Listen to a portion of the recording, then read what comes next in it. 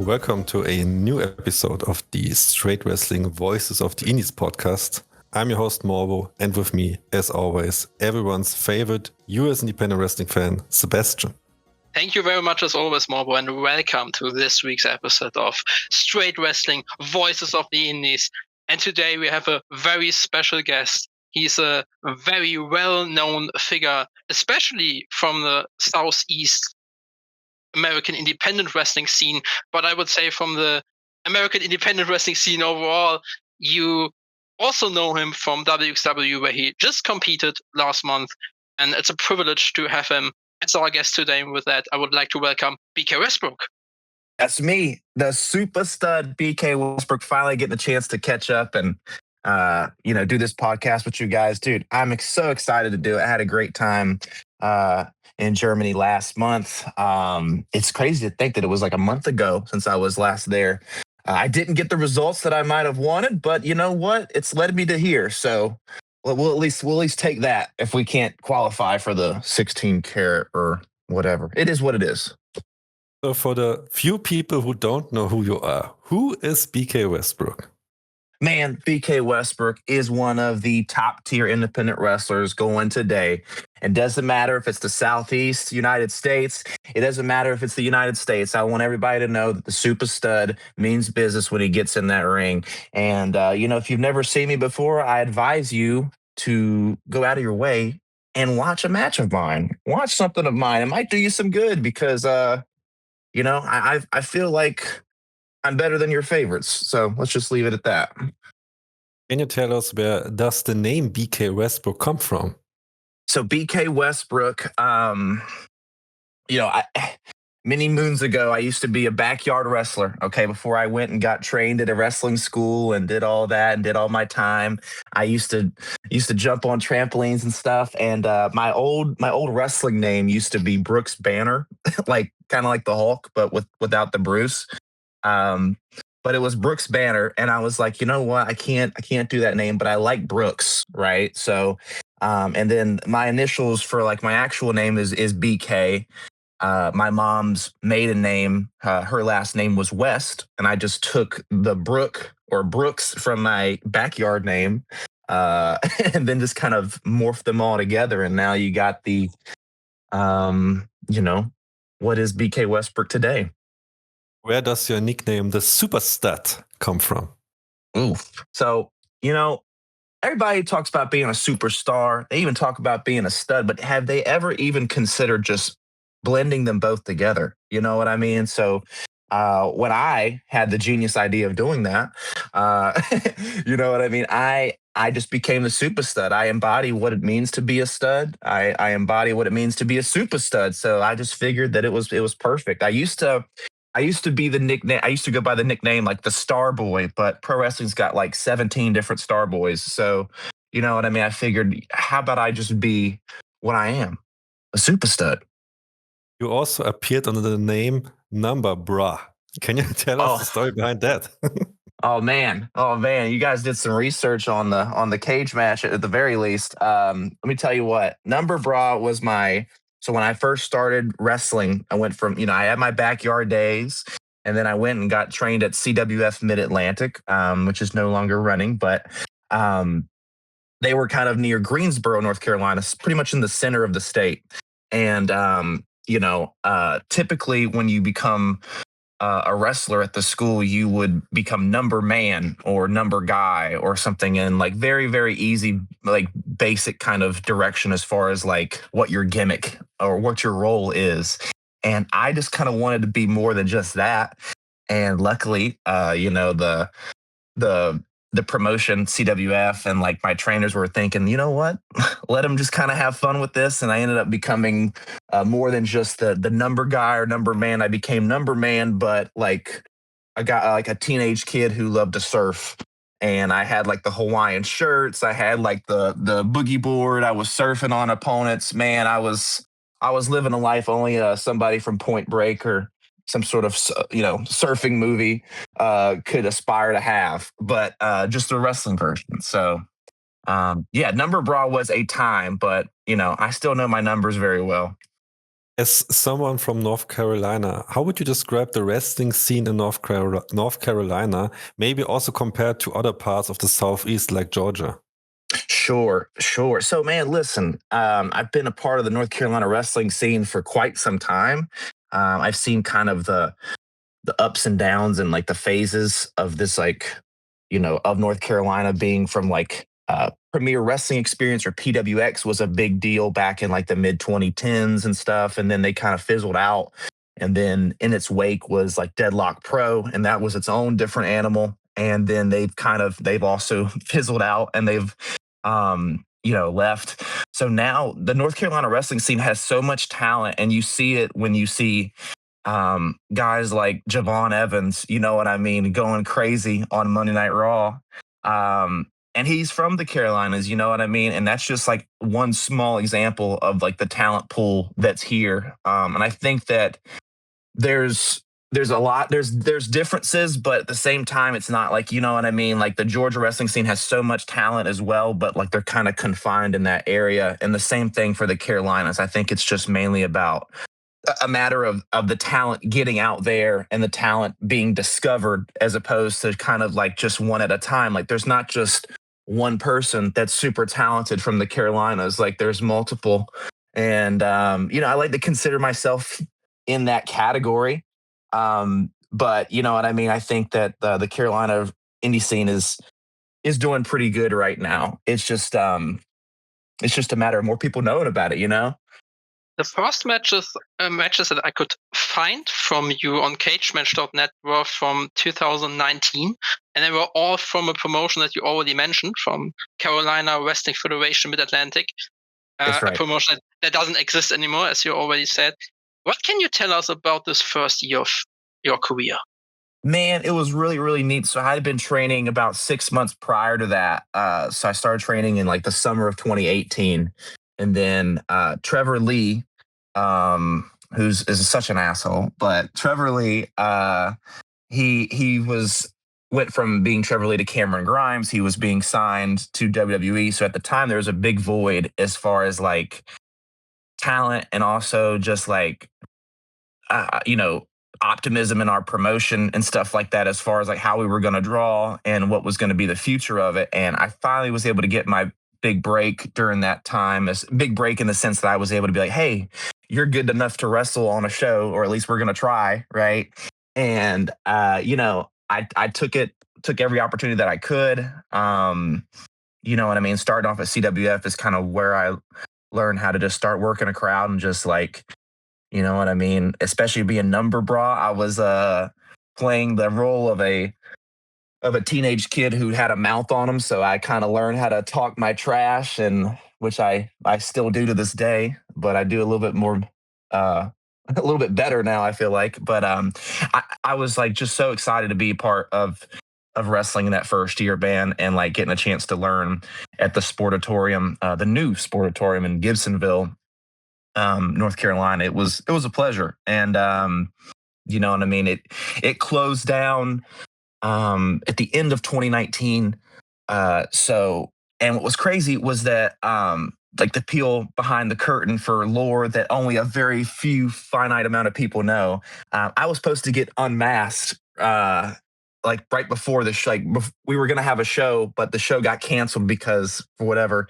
And and I was supposed to get unmasked, and it was going to be this big angle of like me being revealed, and it's just this kid, and I was going to get beat up and essentially turn to be a better number bra, or a nicer one, or without the mask, and I would start my own career, and then kind of got cut short right before that happened. So I definitely experienced a lot of highs and lows during that first year. I was like, my career is over, you know what I mean? The promotion that I train at or whatever is shutting down, and like, what am I going to do? And then, maybe a few months after that, it was the pandemic that, just started. So it was even more like, what is going on? Right. So yeah, for my first year though, starting from February of 2019 to like the end of 2019 was certainly a whirlwind for sure. 1 year later, on September 4th of 2020, you had your first match for Action Wrestling against Bobby Flacco at Action Last Call. What are your memories of this match? And would you say that this was a start of things to come for you in action wrestling? Dude, I love Bobby Flacco. I think he's extremely underrated and just an incredible guy and just a really smart dude when it comes to wrestling. And I felt like when I wrestled him in 2020, I really didn't understand. That was like, again, one of my first few bookings outside of like just North Carolina. So I was like super nervous and I felt like that I like I just dropped the ball and like nothing was together. I felt like in the sense like I can't watch that match back that you referred to just because I feel like it's not even like a version of me that I would like ever present. Right. And I just felt like the match was just kind of subpar.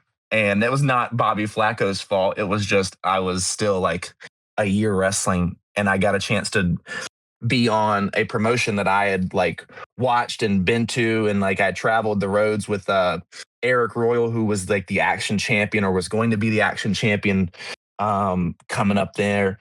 Like I love action. Like I was going to those shows back in 2019. And you know what I mean? Like I wanted to be on the shows, and then when I got the opportunity a year later, I feel like, man, I kind of screwed it up. So um it took me a little bit to get back to action, and like I feel like to at least like I had to step my game up like after that match. I felt like it motivated me to keep like, okay, I need to get better. And like it's also weird because at the time it was like the fall, as you mentioned, it was like the fall of 2020. So like there's limited amounts of like people there. So like that's kind of already playing to like your head, like, oh, like, you know what I mean? The limited people here, like they don't know me, but also like it's just a smaller crowd. So like it was definitely weird, but yeah, it was at least a good experience at the least.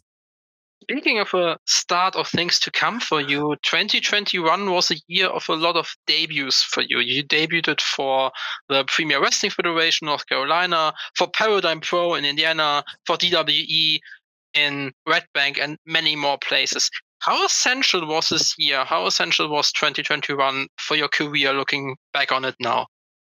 Wow, man, 2021. Yeah. So again, kind of like just recollecting on it, man, like I think it was big to get within PWF.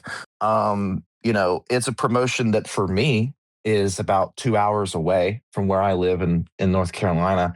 And I was able to foster a lot of like friendships and just like being able to network with more people from the Carolinas down at the Carolina Wrestling Academy or the Premier Wrestling Federation down there. That was really big, and I was happy to meet guys like Bojack and Diego Hill and Jakob Hammermeyer and a few people like that took a liking to me, and vice versa, and then it ended up getting me an opportunity to do Untitled, which is the IWTV show in Jersey at the old H2O building.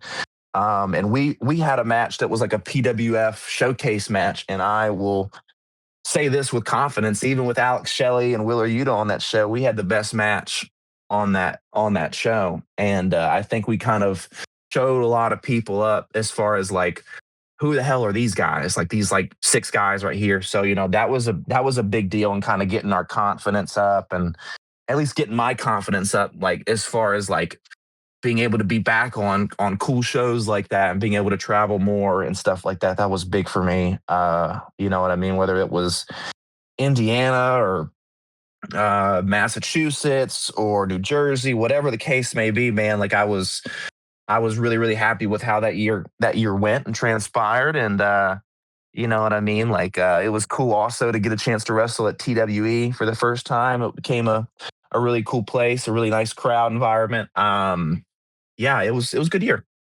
You mentioned Massachusetts, and you also mentioned Diego Hill and Bojack, and that leads me to my next question, because Perfect. another debut for you in 2021 was for Beyond Wrestling, because you wrestled alongside Diego Hill and Bojack as a part of the High Flying Star Machines against Club Cam, which were Aaron Rourke, Robbie Orlando, and Bryce Donovan on episode 3 of season 3 of Uncharted Territory.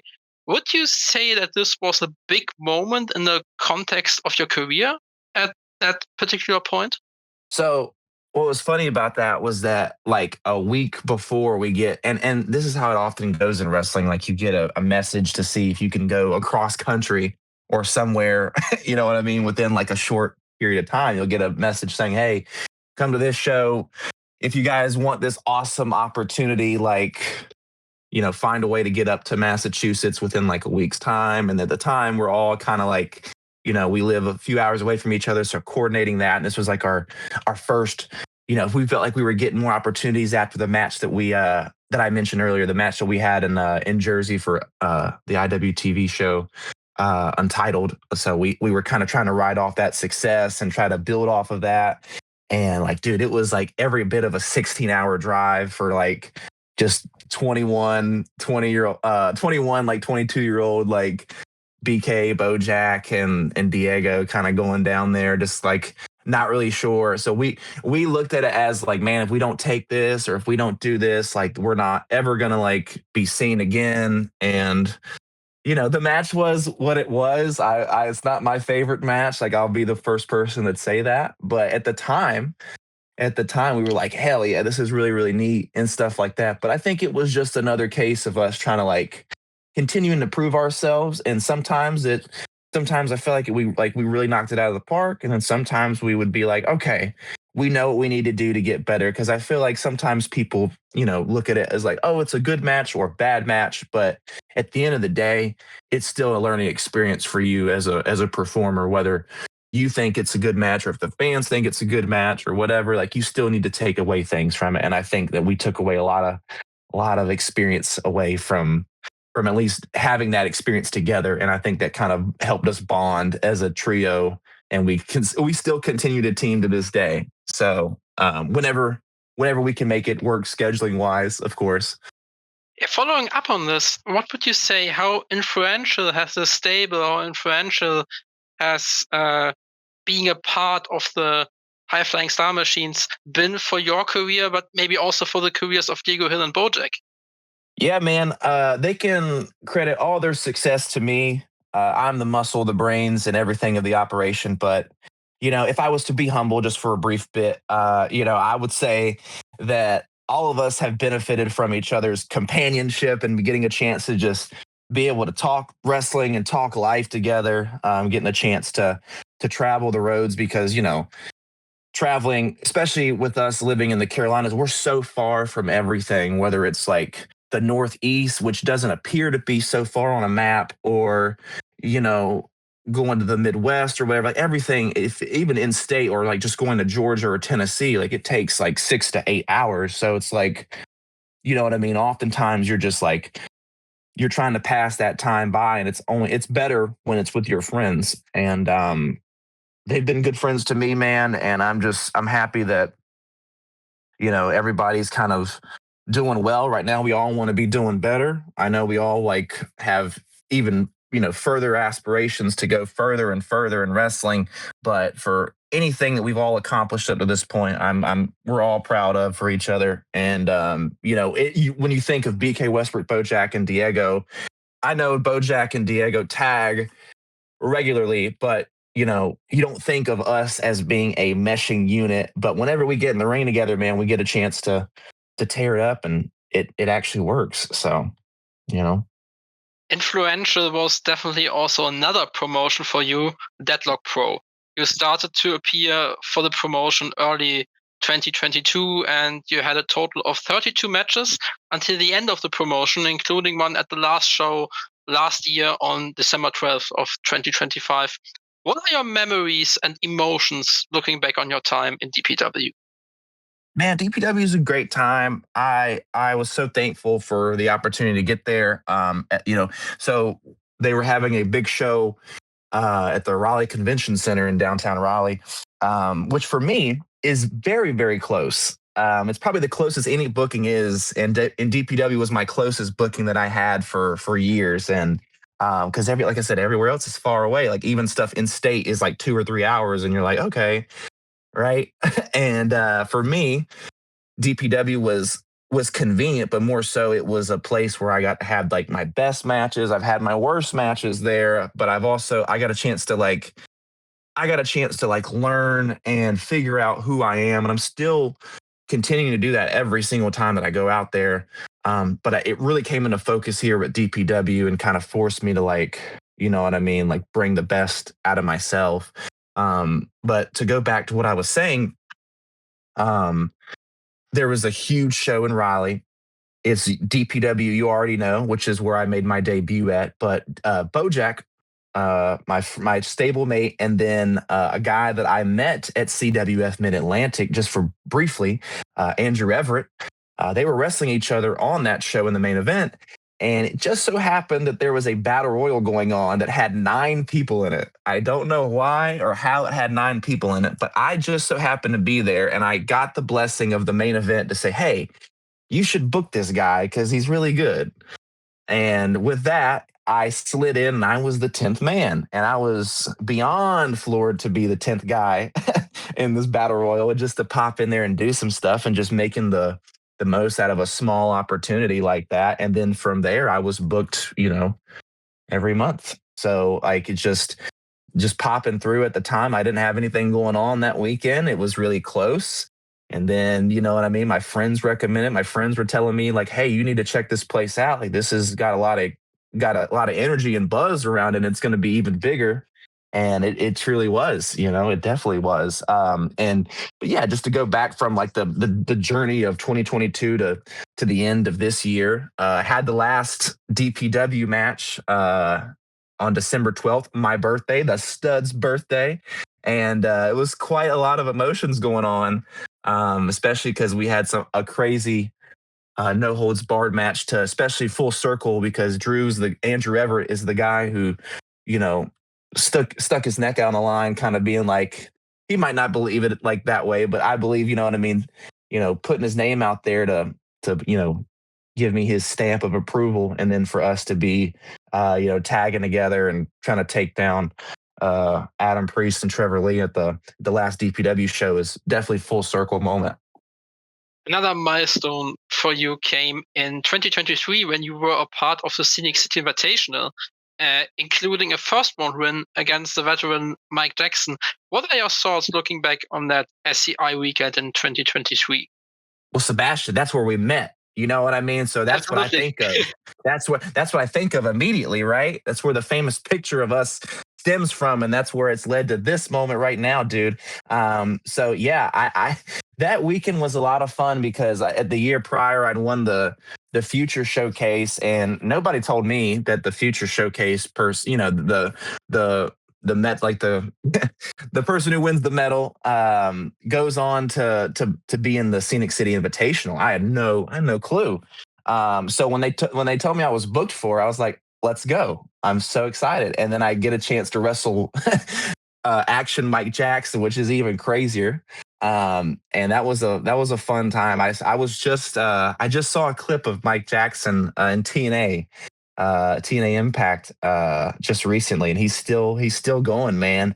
And yeah, that was a few years ago, and I wish I would have gotten a little bit further in that tournament. I would like to say that if they put me in the SCI again, I'd get even further and I'd win that damn thing.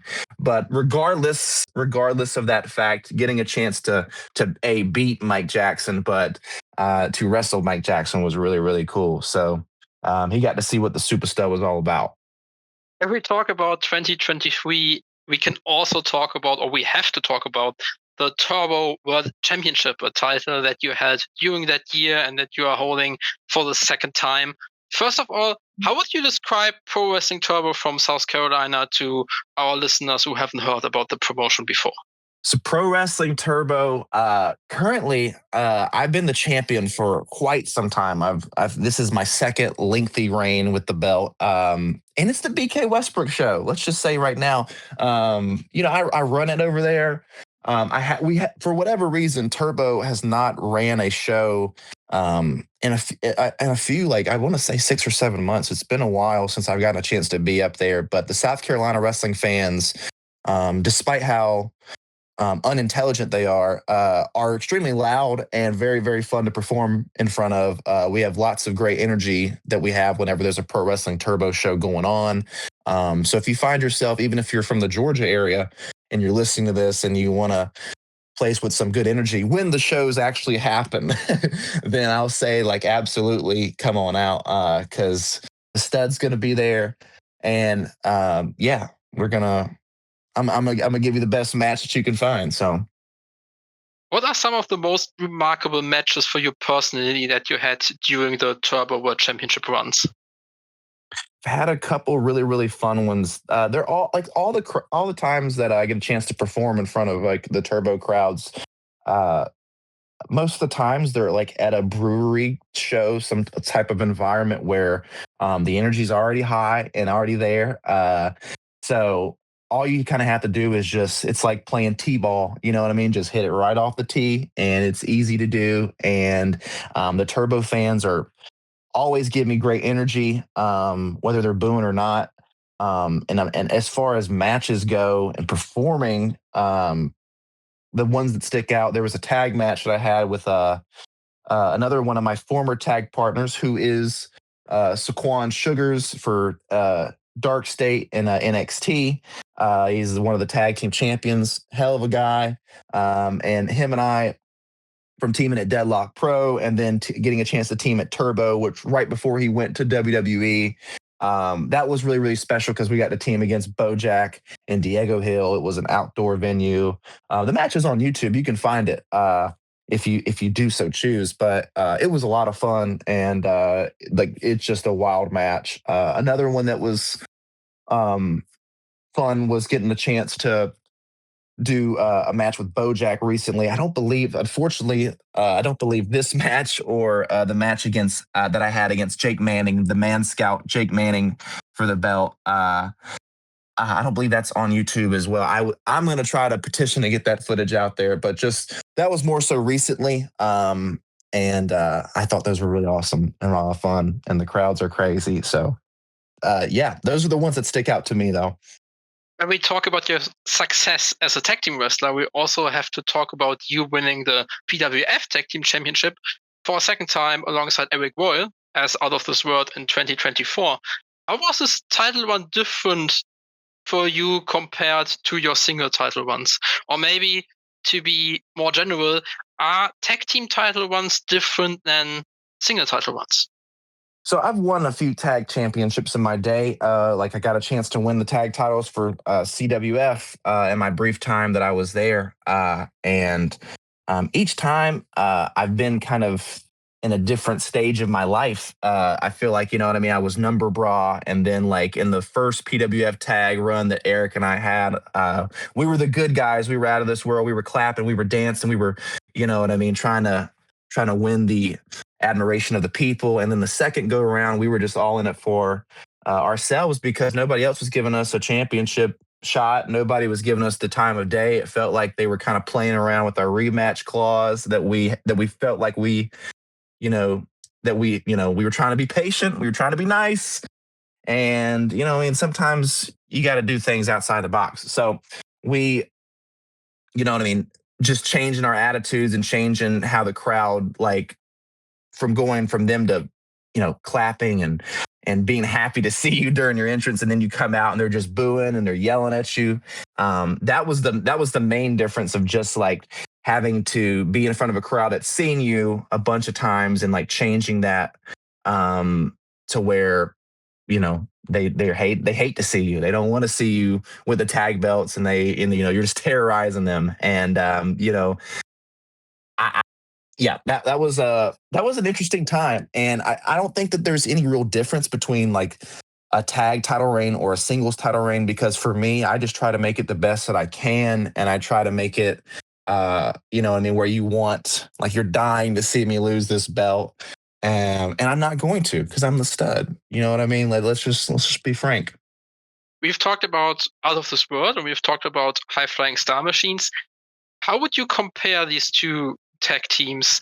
Where are the differences, and where are also maybe the similarities between being a part of Out of This World and High Flying Star Machines?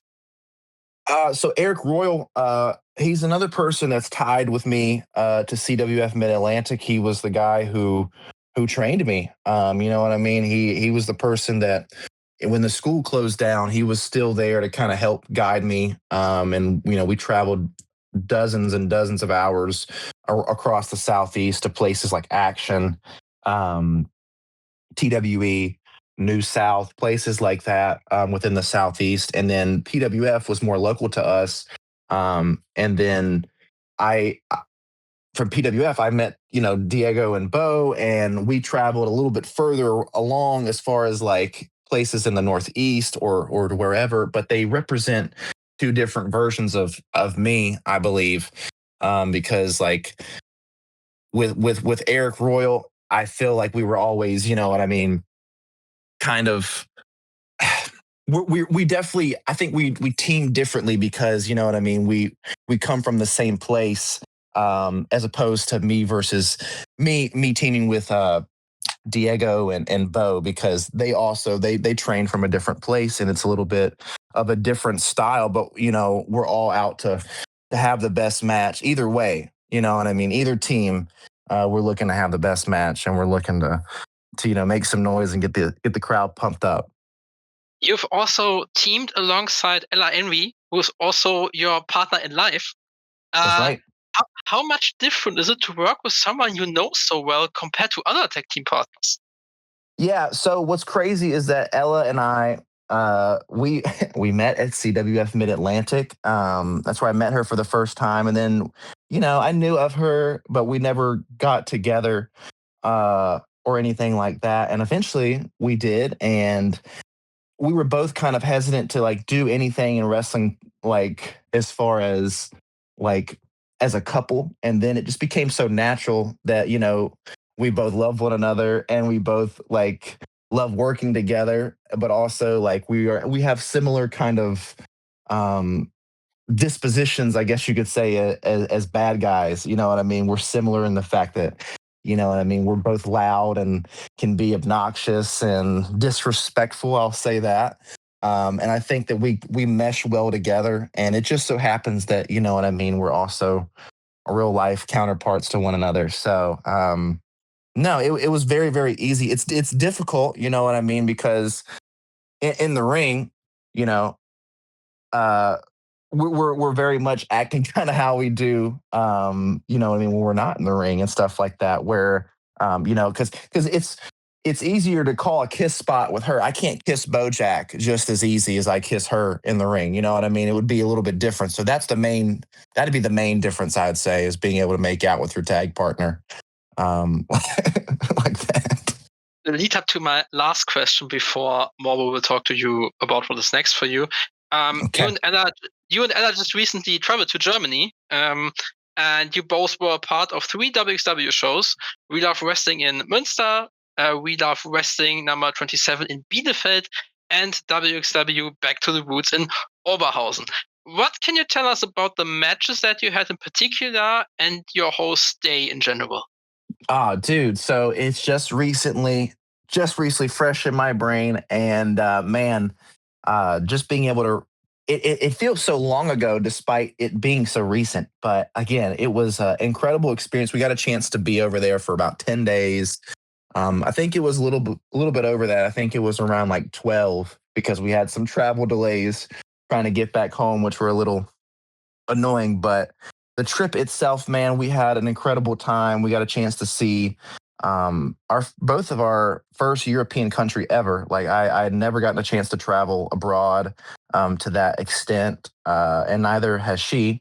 And getting a chance to see Germany and getting a chance to just be a part of the culture and everything, as far as just for a little bit, and just seeing a different side of the globe, and then getting a chance to see a different side of the globe, and what its wrestling has to offer. And WXW is some of the best and premier wrestling that you'll find anywhere. And the fans, I will confidently say, are some of the best fans I've ever wrestled in front of, because they bring the energy and they bring the noise, and that's what I love, man. If you're gonna do that, but it's it's similar in the fact that it's like it's like the international crowd, like, is more than the energy they bring is different than the American crowd. And I don't know if it's because like you guys are kind of similar, or German crowds are similar in the fact that, you know what I mean, like and like a soccer crowd or a football crowd, you know what I mean, like the energy is just different. 'Cause, it's something that we don't have. That like even the best crowds that I performed in front of, like just were like it's hard to compare those to like even the Munster and Bielefeld shows that we did first thing. For me at those shows, I got a chance to wrestle some of the best that Europe and WXW has to offer.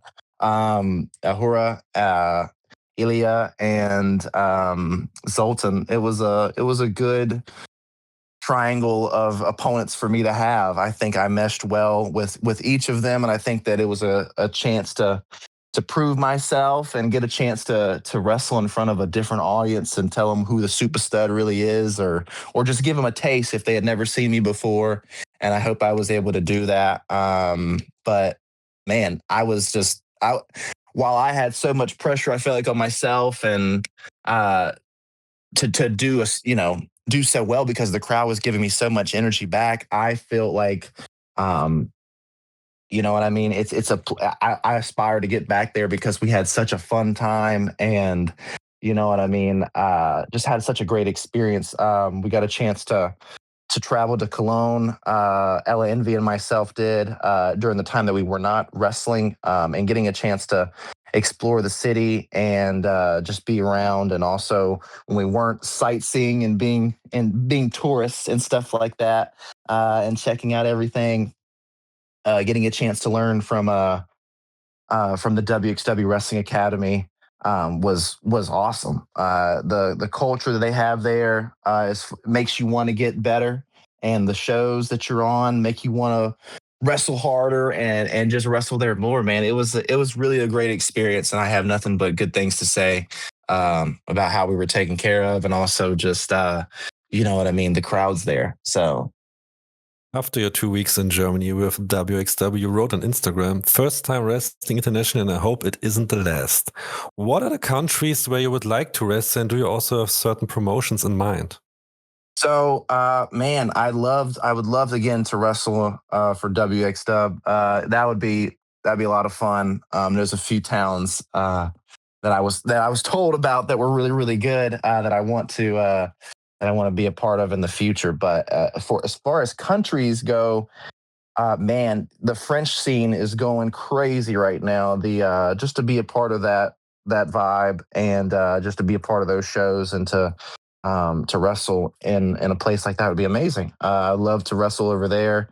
The UK is somewhere that I genuinely would love to go. For me, the closest other country is Canada. So Canada would be another place that I'd like to go as another country to cross off the list. And anybody that's a wrestler is going to say Japan. Obviously, that's a given. But you know what I mean. I love wrestling in Europe, so anywhere, even like in the Netherlands would be great. I'm down for wherever, and I'll go anywhere where they want the stud. Unfortunately, you had to miss out on your retinal wrestling debut on January 31st due to road conditions. Are there plans you still debut for retinal wrestling somewhere down the road? So retinal, yes, I believe that we've got some stuff possibly lined up in either I want to say May. So we're still waiting to confirm a few things, and it's just waiting to hear back as far as like what we're gonna do. Because unfortunately the snow was really really bad, and all the winter conditions that we had from trying to get back home, and then a week later we still had stuff that was preventing us from being able to wrestle. So that was unfortunate. But I hope to get back there. I haven't wrestled in Alabama in quite some time. Um, you don't go to Alabama for, you know what I mean, to to see the sights. You go to wrestle, I guess. So I will do so, and if my name is called. How much will the fact that Deadlock Pro is no longer around change your schedule compared to the last years? Man, so again, Deadlock Pro being the closest booking for myself, I now have to find somewhere that's, not going to be as convenient, but somewhere that I can find that has the same influence and same vibe and same crowd and same energy. That's going to be hard to find, right? That's going to be damn near impossible. But if I can find anything, you know what I mean, that that is similar to that anywhere, I want to be a part of it. And my whole thing is just continuing, whether it's in Germany, whether it's in Alabama, or wherever. I want to be everywhere. I want to travel everywhere and wrestle. So if it means not having to or having to have a little bit more than a 30-minute drive to a booking, then so be it. You know what I mean? Because Deadlock Pro was amazing and it was special, but now it's time for even more people and even more states and even more promotions to know who BK Westbrook is and what he brings to the table. And I hope to see just more opportunities and just see more places this year, because Deadlock Pro was typically a monthly commitment for me. You know what I mean? Whether they were running in Chicago or they were running in whether they were running in Jersey or Vegas or North Carolina. Like I said, it was definitely a place that I hung my hat, and I was proud to do work there all the time. But, with that weekend free, that's an extra place for me to go, Are there any upcoming shows that you were part of?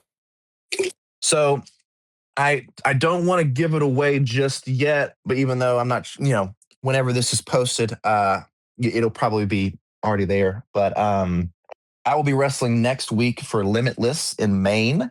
So again, there we go. We're going, trying to go even more places. You know what I mean? That's not just North Carolina. And I think that's extremely important as far as getting yourself and getting your name out there. So Limitless, I won't say my match, but I will say that I will be there. I'll be in Yarmouth, and it'll be my second time wrestling for them. I got a chance to wrestle last year up in Portland. So one more time. And then as far as from after that, anywhere and everywhere. I got some local stuff going on here in North Carolina, but you know what I mean? I have a passport, I got a car, I got a driver's license. I'll go wherever, brother. Okay, BK, that's it. We're at the end of the interview. And as always, the stage is yours. You can plug and promote anything you want. Well, the Supastud, if you want to follow me on socials, it's at BK Westbrook Pro, Instagram, X, Facebook, whatever the case may be. Follow me. See what the stud's all about. Watch my matches. Okay. Don't steal my stuff, but watch my matches. If you're a wrestler, if you're a wrestling fan, whatever the case may be, I 100% think that you'll like what you see. And yeah, I'm awesome. What can I say? Thank you very much for coming on the show, BK. This was a great interview. I mean, you're one of the most talented guys in e-wrestling. You know that you are one of the talented guys in e-wrestling. Of course. and also, I want to say, thumbs down to some of the WXW fans for calling you Burger King. Absolutely disrespectful behavior.